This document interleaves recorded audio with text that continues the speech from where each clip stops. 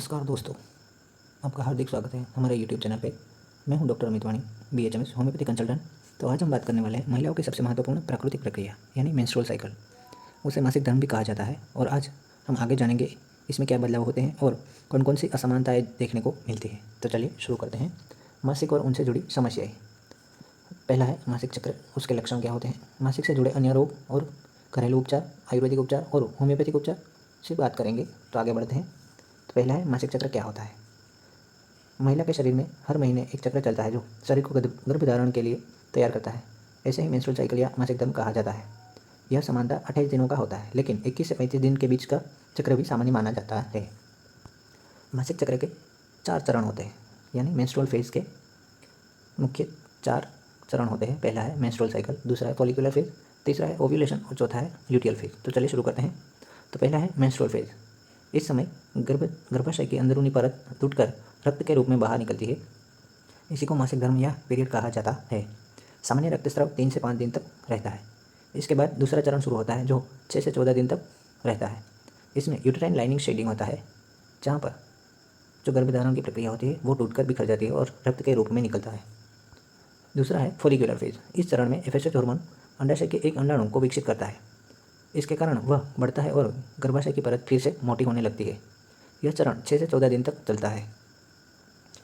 इसमें ovary showing follicular growth. तीसरा है ओव्यूलेटरी फेज।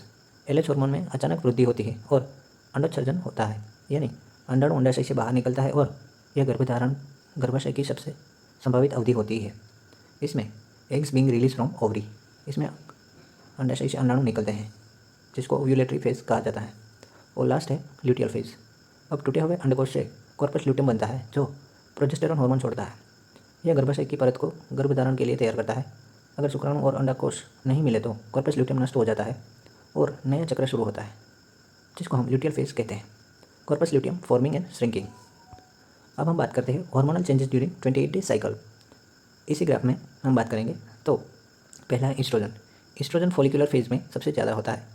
अब LH हार्मोन फॉलिकुलर फेज में LH सर्ज डेवलप करता है। तीसरा है ईस्ट्रोजन हार्मोन। ईस्ट्रोजन हार्मोन पहले तो फॉलिकुलर फेज में भी ज़्यादा होता है और ल्यूटियल फेज के बीच में भी ज़्यादा होता है। और अब बात करते हैं progesterone hormone. Progesterone hormone ovulatory phase में सबसे ज़्यादा होता है, जो आप ग्राफ में दे सकते हैं। तो आगे बढ़ते हैं। मासिक चक्र की अनियमितताएँ। तो मासिक चक्र की अनियमितताएँ कौन कौन सी है, इसके बारे में बात करेंगे।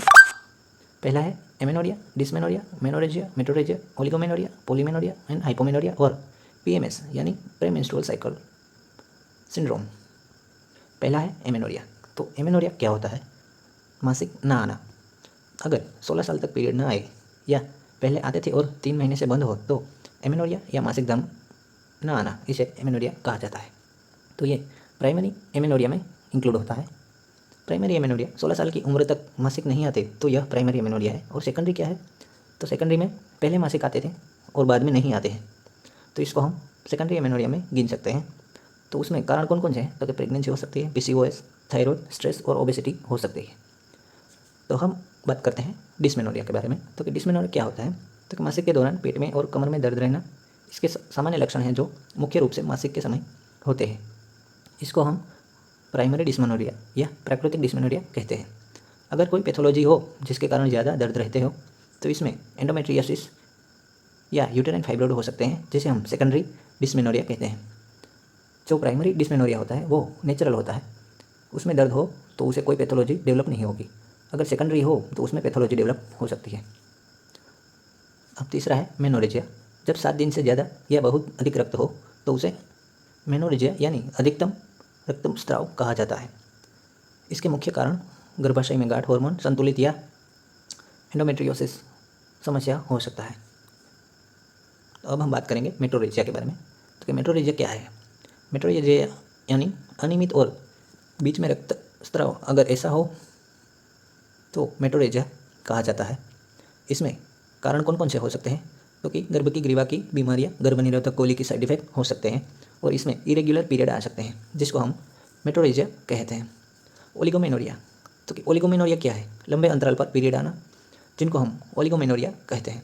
यह 35 दिन या सबसे ज़्यादा गैप होना मुख्य कारण PCOD और थायराइड हो सकता है। 35 दिन के बाद भी अगर पीरियड ना आए तो हम इसे ओलिगोमेनोरिया इंक्लूड कर सकते हैं। अब है पॉलीमेनोरिया, बार बार मासिक आना और 21 दिन से पहले 2 बार 3 बार पीरियड आना, जिसको हम पॉलीमेनोरिया में शामिल किया जाता है। Frequent period it's called as polymenorrhoea. अब हम बात करते हैं पीएमएस सिंड्रोम। पीएमएस सिंड्रोम क्या है? तो प्री मेंस्ट्रुअल सिंड्रोम, मासिक धर्म से पहले चिड़चिड़ापन, मूड बदलने, पेट फूलना और स्तनों में दर्द रहना, यह सभी पीएमएस के लक्षण हैं, जिसमें सिम्टम्स शामिल है मूड स्विंग होना, स्वभाव में चेंजेज होना, क्रैम्प्स आना, irritability, anger and abdominal fullness. ये सभी लक्षण प्री मेंस्ट्रुअल सिंड्रोम के हो सकते हैं। तो अब हम बात करते हैं डायग्नोसिस एब्नॉर्मलिटी मेंसेस। अगर कोई पैथोलॉजी हो जिसके कारण मासिक में अनियमितता आती हो तो हम उसे कैसे डायग्नोसिस कर सकते हैं? तो इन समस्याओं की पहचान या तो डॉक्टर रिपोर्ट के आधार पर या तो लक्षण के आधार पर डायग्नोसिस करते हैं। हार्मोनल टेस्ट कौन कौन से हैं? तो LH, FSH, प्रोलैक्टिन, जिसके कारण डायग्नोसिस हो सकता है। पेल्विक स्कैन के थ्रू हम USG एब्डोमेन और पेल्विस सोनोग्राफी अथवा ट्रांसवजाइनल सोनोग्राफी और ट्रांस एब्डोमिनल सोनोग्राफी के थ्रू हम कर सकते हैं। एंडोमेट्रियल टेस्ट भी कर सकते हैं, जिसके आधार पर according to the pathology diagnosis different. अब हम बात करते हैं घरेलू उपचार यानी होम ट्रीटमेंट कौन कौन सी है, जिसे हम मेंसेस इरेगुलरिटी और मेंस्ट्रुअल यानी मासिक की अनियमितता और उससे लगते दर्द और दुखावा को कम कर सकते हैं। तो पहला है hot water bag. Hot water bag गर्म पानी की थैली पेट या कमर पर 15 से 20 मिनट तक गर्म पानी की थैली रखकर गर्भाशय की मांसपेशियों को रिलैक्स करती है और दर्द में राहत मिलती है। दूसरा है हर्बल टी। अदरक वाली चाय, तुलसी वाली चाय और दालचीनी वाली चाय, यह चाय दर्द और ऐंठन को कम करती है। अदरक एंटी इंफ्लामेटरी गुण होते हैं जो रक्त प्रवाह सुधारते हैं। तो हम बात करते हैं तो कि मैंगो लीव्स और बेल लीव्स। एक गिलास पानी में 3 से 4 आम यानी मैंगो के लीव्स और बेल के पत्ते उबाल के ठंडा करके पिए तो रक्तस्राव कम हो सकता है और दर्द में भी सुधार आता है। और चौथा है योगासन।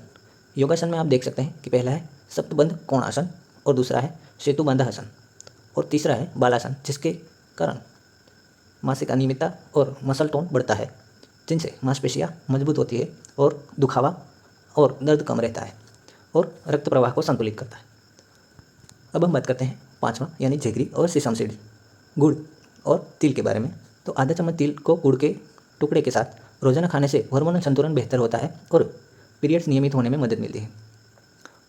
अजवाइन, 1 गिलास पानी में 1 चम्मच अजवाइन उबालकर पीने से गर्भाशय को टोन करता है और मासिक चक्र को नियमित करता है। अब हम आगे बात करते हैं लेमन और हॉट वाटर। नींबू के साथ गर्म पानी। सुबह खाली पेट नींबू वाला गर्म पानी पीने से शरीर में एंटीऑक्सीडेंट निकलते हैं और टॉक्सिन दूर होते हैं जो हार्मोनल और हेल्थ सुधारते हैं। अब बात करते हैं फूड और डाइट के बारे में।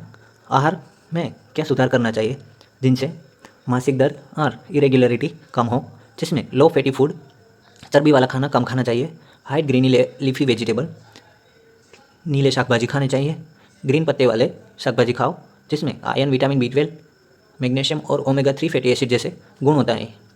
ये सब गुण जिसमें पालक, बादाम, अखरोट, अलसी और दही से मिल सकते हैं। अब हम बात करते हैं लाइफस्टाइल चेंजेस के बारे में। कौन कौन सी लाइफस्टाइल प्रवृत्तियाँ हैं जिनसे बदलाव से मासिक में अनियमितता होती है और मासिक को रेगुलेट किया जा सकता है। रोज़ एक ही समय पर सोना जगना, जिससे हार्मोनल तालमेल बढ़ा रहता है। पर्याप्त मात्रा में पानी पीना, जिनसे शरीर की बॉडी पानी कम होने से और भी तकलीफें बढ़ती हैं। कैफीन और फास्ट फूड से दूर रहना और कम खाना। तनाव नियंत्रण, जिसमें योगासन, मेडिटेशन और संगीत जैसे PMS यानी प्री मेंस्ट्रुअल सिंड्रोम के लक्षण को कम करती है। तो अब हम बात करते हैं एलोपैथिक ट्रीटमेंट के बारे में। मासिक के दौरान ज़्यादा दर्द और अतिशय पीड़ा हो तब इमरजेंसी इलाज में डॉक्टर की सलाह ले सकते हैं और उसके अलावा हम non steroidal anti inflammatory drug यानी आइबुप्रोफेन और PCM उपयोग में ले सकते हैं और मसल रिलैक्सेशन ड्रग यानी मेप्टास्पाज भी यूज़ कर सकते हैं। स्टेरॉयड है। Treatment according to the diagnosis. अब हम बात करते हैं एलोपैथिक ट्रीटमेंट के बारे में। मासिक के दौरान ज़्यादा दर्द हो और अतिशय पीड़ा हो तब इमरजेंसी इलाज के लिए डॉक्टर की सलाह ले सकते हैं और कोई इमरजेंसी मेडिसिन भी ले सकते हैं।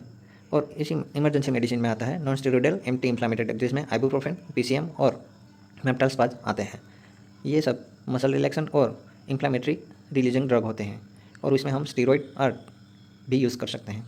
Treatment according to diagnosis. और इसमें हार्मोनल थेरेपी भी आती है। अब हम बात करते हैं आयुर्वेदिक ट्रीटमेंट के बारे में। तो आयुर्वेदिक ट्रीटमेंट में पहला है अशोक चूर्ण।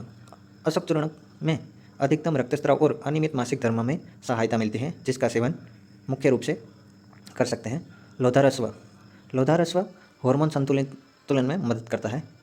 तीसरा है शतावरी कल्प। महिलाओं की संपूर्ण प्रजनन एवं मासिक समस्या को नियंत्रित करता है। तो आयुर्वेदिक ट्रीटमेंट में हम ये सब ले सकते हैं। तो अब बात करते हैं होम्योपैथिक ट्रीटमेंट के बारे में। होम्योपैथिक ट्रीटमेंट में पहला है पल्सेटिला। मासिक लंबा, काफ़ी देर के बाद आना या पूरी तरह रुक रुक कर आना। Menses late and scanty. स्वभाव कोमल, भाव रूप से थोड़ी थोड़ी बात पर चिढ़ जाना और रोने लगना। रक्त में गांठ और गहरे रंग का मासिक रक्त आना। Bright red and clotted blood. थोड़ी ही देर में सब कुछ बदल जाता है। Changeability is a pulsatilla. All the complain are better by cold. और ठंडा खाने से और ठंडा पीने से तकलीफ कम होती है, और गर्म खाने से और गर्म मौसम में तकलीफ़ें बढ़ जाती हैं। तो हम डोज के बारे में बात करते हैं। तो पल्सेटिला हम 30 पोटेंसी में 3 टाइम देंगे 15 दिन के लिए।